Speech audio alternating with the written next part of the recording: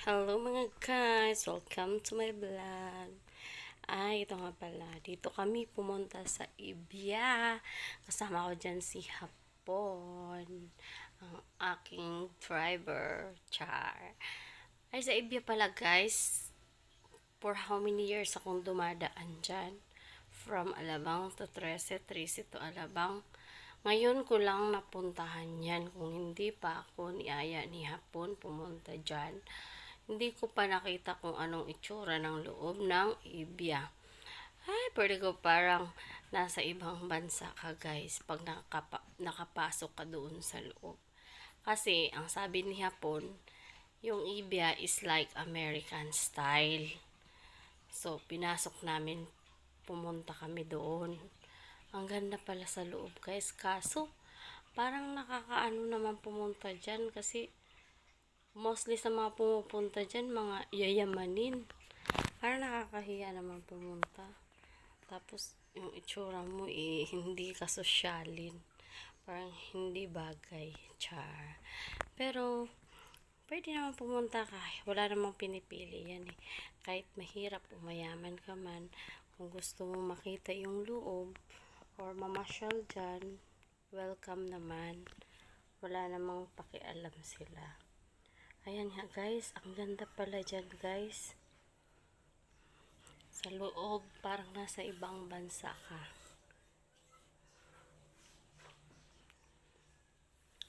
Ayun si Hapon. Siya kasi yung nag-aya dyan na pumunta kami. So, ayan. Pagpasok mo pala sa loob, mamaya, papakita ko sa iyo. Pagpasok sa loob, makikita mo dyan yung bubong nila is, siya, parang fiberglass. Kaya, makikita mo siyang ang liwanag sa loob. Ayan. Parang akala mo mainit pa rin dyan pagpasok mo. Hindi, malamig na dyan. Sobrang lamig. Kasi naka-aircon naman pala yan dyan.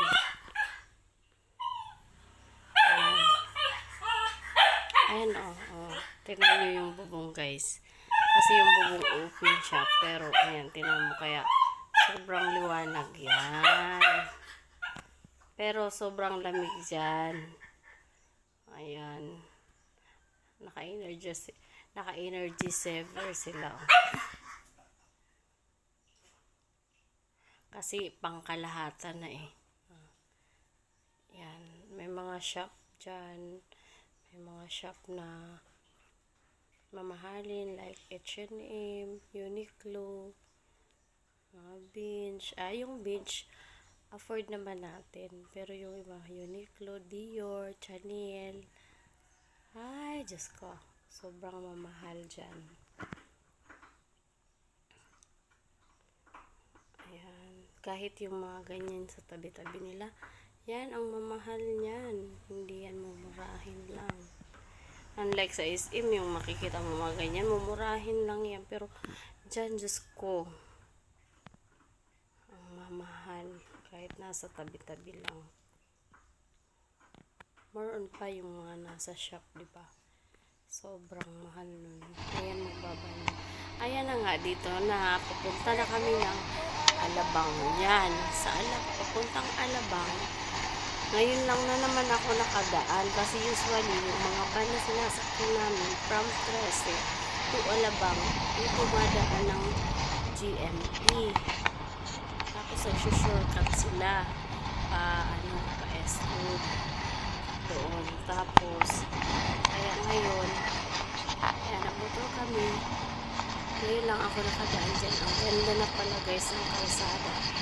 Unlike dati na laging traffic yan dyan pagdating dyan sa Ibia na traffic, tapos parang ang dami-dami sasakyan. Ngayon kukunti na lang yung mga sasakyan na dumadaan. Kaya mabilis kami nakarating yun sa Alabang. Ayan, mag-i-stop ka lang sa stoplight, pero pagka tuloy-tuloy na yan, diretso na yan, doon ka naman magta-traffic sa Alabang. Pero wala namang traffic sa Alabang na kasi sa stoplight ka lang naman natatagalan. Pagdating mo doon sa Alabang, alam nyo guys, yung doon sa Alabang, wala na pala yung Star Mall. Mamaya ipapakita ko sa inyo sa second video ko. Tinanggal yung Star Mall. Nakakulang ko.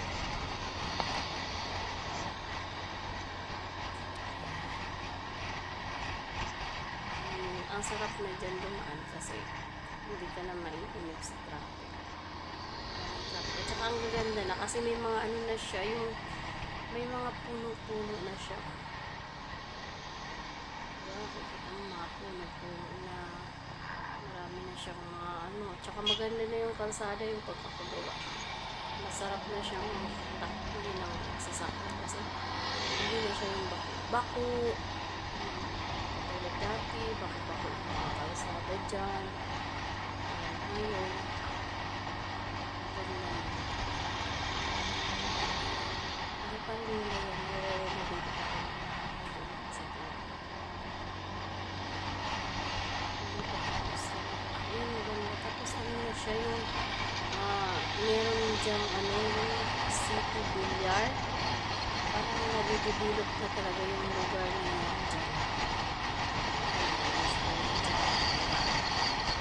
Paganda na nila.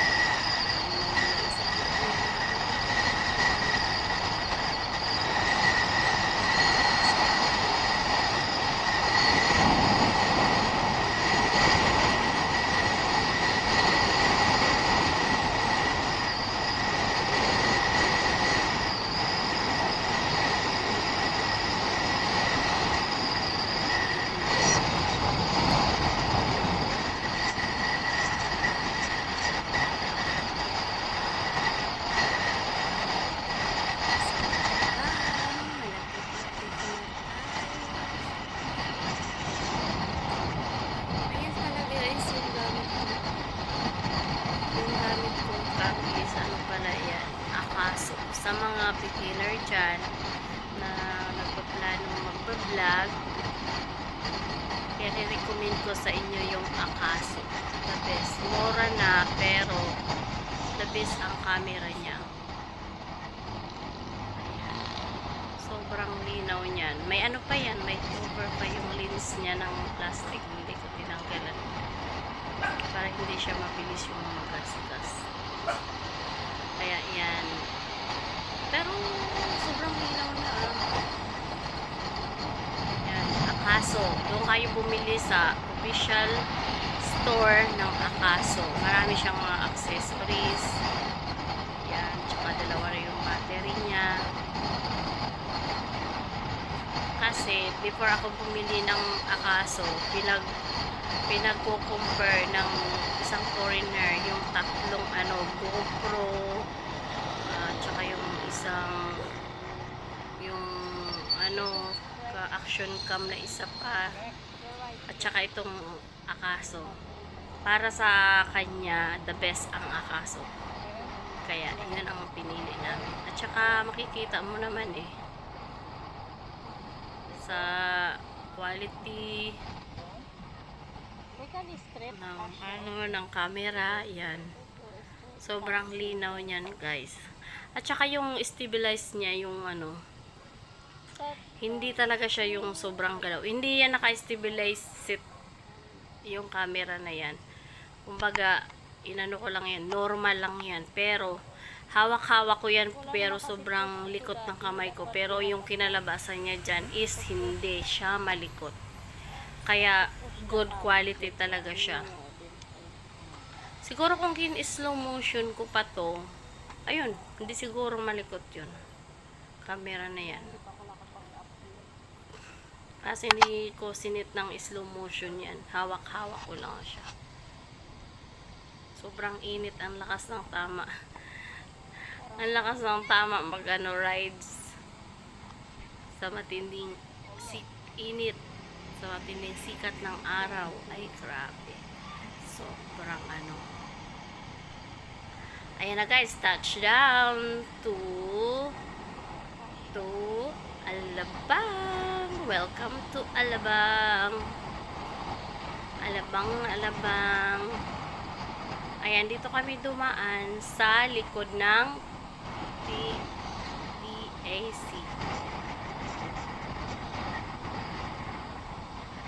TEC. ATC. Oh my God. Tapos, diyan kami dumaan kasi para hindi traffic. Kasi pag doon kami sa may Honda, is sobrang traffic. Kaya, diyan kami dumaan sa likod. Ang tumbok namin yan is Festival Mall. Doon kami sa Festival Mall, dumaan, puntang Crimson, puntang Crimson, puntang Crimson, to Asian Hospital, to fire station. Hindi kami dumaan ng South Station Terminal kasi doon matraffic doon. Lalo na pag rush hour, matraffic kahit may stoplight, sobrang traffic doon. Kaya dyan kami dumaan. Yan yung mga shortcut na hindi traffic na dinadaanan namin, guys. Kaya, kung alam nyo yan dyan na kayo dumaan.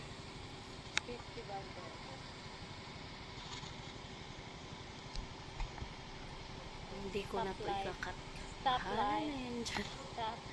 Kaya nag-voice record ako kasi sobrang ingay ng ng hangin at saka yung mga sasakyan. Kaya, yan na lang ginawa ko, nag-voice record ako kasi the time na nagbibideo ako, hindi ako nagsasalita kasi mahirap magsalita para ako masusuffocate sa sobrang init. Kaya yan.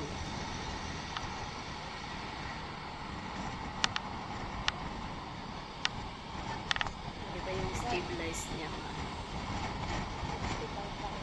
Hindi siya malikot, hawak-hawak ko lang yan sa kamay ko niya, naggagalaw-galaw pa yan habang may konting lubak-lubak.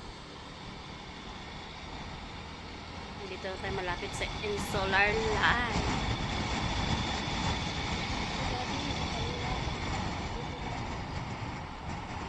Mahaba-haba itong video, guys. Kaya panoorin niyo.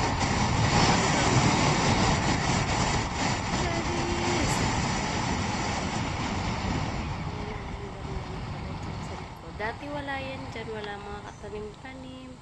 Yung mga building dyan, ang una-unang building dyan is Insular at saka yung Viber. Yung mga mga bagong building dyan, bago lang yan, yung Insular Life at saka yung Viber, yung pinakamatagal na dyan since 2000, nandito na 2001, nandito na ako sa Alabang. Yan lang ang nakikita kong building noon. Ngayon sobrang dami na.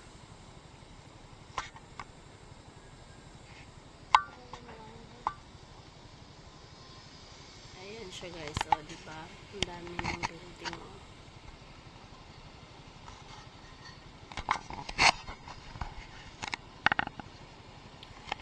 stoplight. Lagi ako maano dyan sa stoplight na yan. Kasi ang tagal, sobrang init kasi. Parang gusto mo na lang sumilong dyan sa puno. Nakakatama din maggala pag sobrang init. Para kang malalagutan ng hininga sa sobrang init. Diyos ko, Marimar. Masarap lang siya magmotor kapag gabi na. Ayan, Festival Mall na yan, guys. Yan. Ang nasa harap. Festival Mall. Magto-turn left kami. Hindi na kami papasok.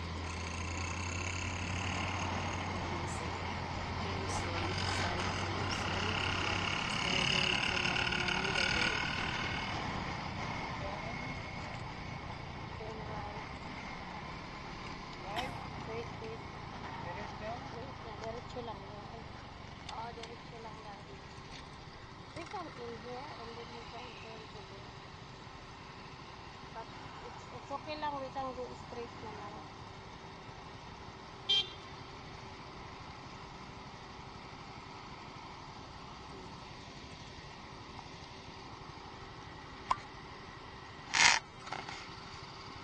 That's Crimson, we go there.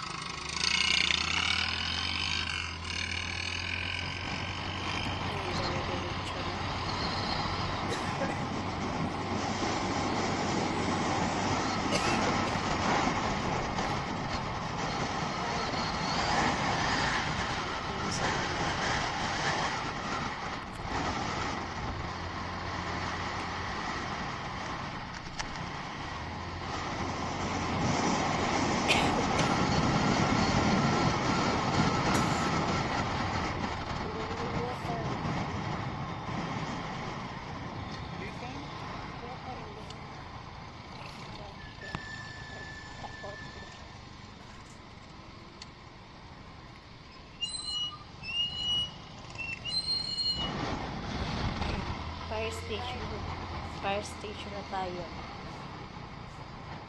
For the fire station.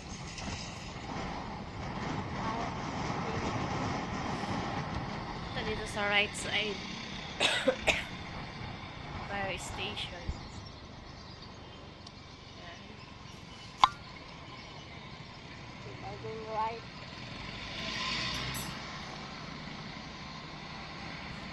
Tapos ito naman yung South Station. Tapos papunta tayo ng Muntinlupa. Muntinlupa na tayo, mga ka-rights.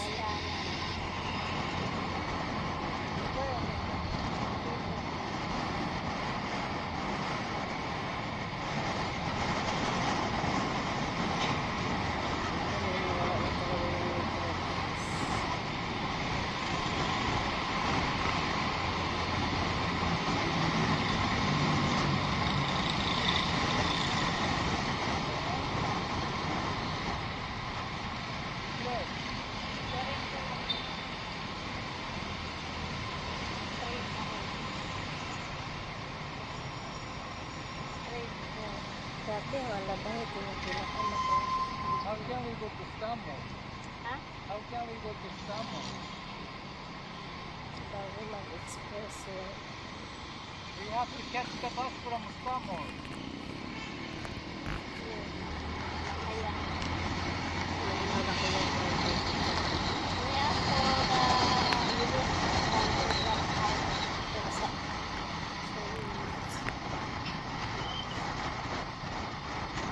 Grabe yung traffic. Pag talagaya na kahit saan pupunta. Wala sa plano, pupunta. Biglang ibang location.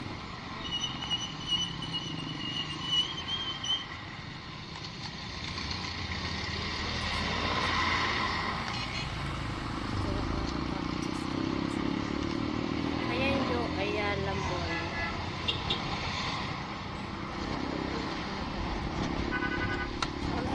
there, Daddy, was Super 8. Huh? You see the Super 8 where? The sign? Super 8. Super 8. right, left. Mali yung binigay nilang daan. Yung end doon is hindi makadaan yung motor. Dapat pala dito sa Mercury papasok. Hindi dito sa kabila. Sa Super 8. Dito nga eh. Return to left nga eh. Dito na tatapos ang aking You video cannot guys. return Thank you there. for watching. See ya to the next video.